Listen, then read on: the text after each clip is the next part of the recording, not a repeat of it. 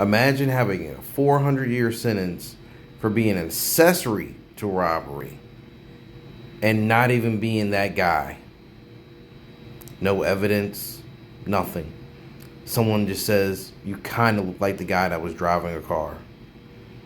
30 years of your life behind bars over you kind of look like somebody.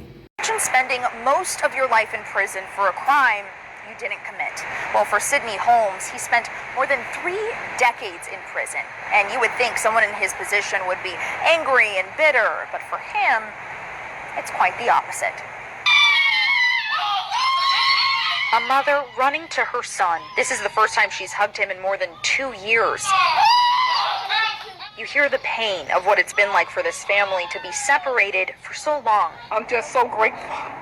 I'm just so grateful to God, and I'm so grateful to everybody that made this possible. All for a crime Sidney Holmes never did. Back in 1988, Holmes was convicted for being a driver in a robbery. He received a 400-year sentence at 23 years old. Attorneys say this was a death wish, but Holmes made it his mission to never give up. So he wrote to the Broward State Attorney's Office's Conviction Review Unit, and after a 2-year investigation, they found that Holmes had no ties to the robbers, no fingerprints or physical evidence to link him to the scene.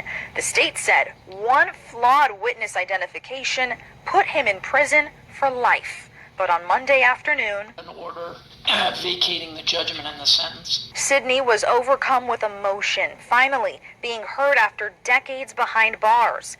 Now with his family, he's experiencing a lot of firsts. This was the first time he picked up an iPhone, first FaceTime with his cousins, and first time walking as a free man. What's going through your mind?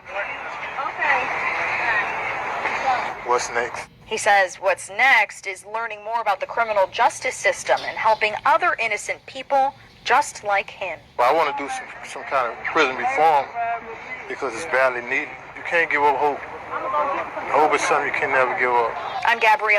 A Neil Davidson report said that in the past 30 years that prisoners have lost more than 21,000 years of their life being wrongfully convicted. That's about 2,500 people who've been exonerated. On average, 47% of those people have been black. What do you say to that?